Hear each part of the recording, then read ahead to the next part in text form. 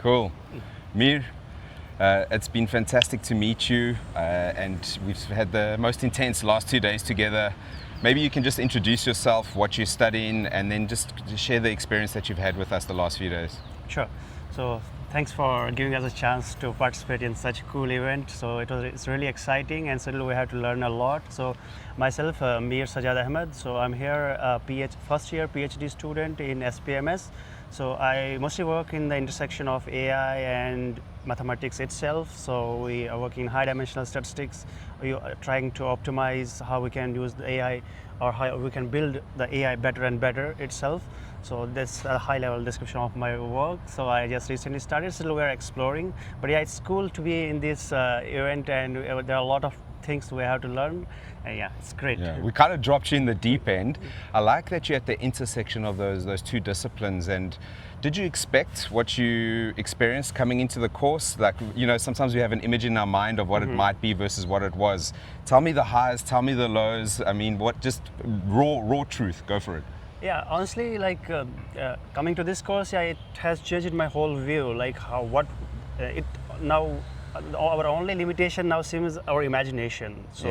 So whatever we can imagine, we can literally build. So earlier I had this phobia, like I'm not a good developer. So I had the problem, I can think of good models, but I cannot deploy them. I had that limitation, but now I feel a bit more confident, like I can build super cool models, super cool dashboards and things which whatever I can imagine, probably that will be helpful for me, myself, and for the community as well. Yeah.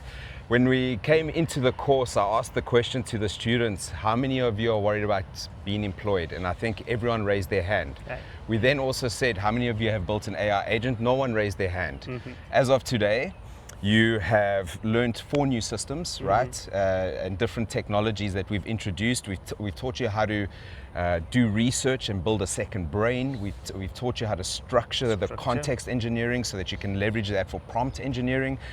We've taught you how to do AI native design thinking, and then to solve a problem and push it through best practice, right? To come out the other side with a document of what you want to build as a solution, and then to actually use AI to go and build it. And that's what you're talking about. Right. And in the beginning of the course, you know, I said to the students, don't worry, by the end of the 3 days, you will have superpowers and you will stand out. Do you feel like you have superpowers? Yeah, literally, yeah, I do feel. So after completing the day 2, we had something to at least to see and something to present.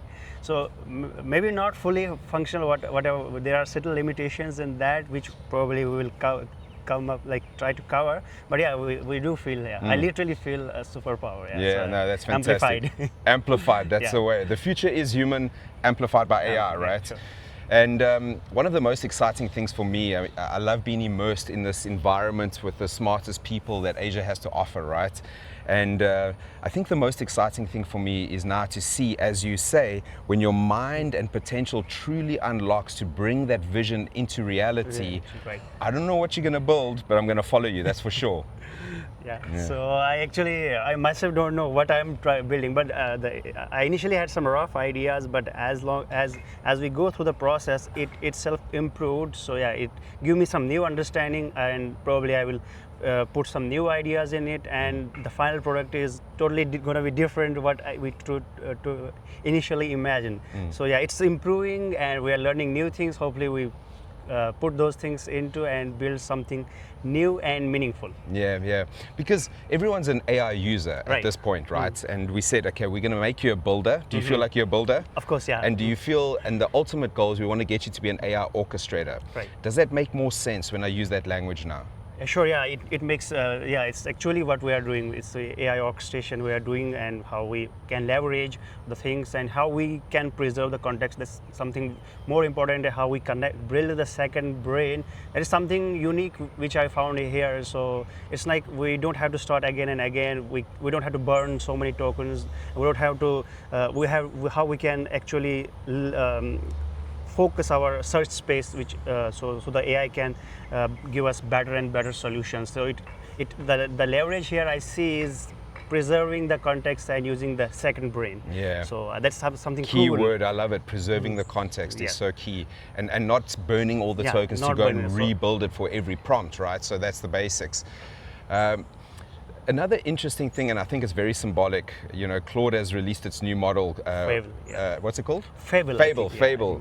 And on our last day of training, Fable's been released by Claude. And what's interesting about Fable is it's unlocking this new middle layer of getting humans to think about what task do you need to create that will take multiple hours, days, multiple days to execute.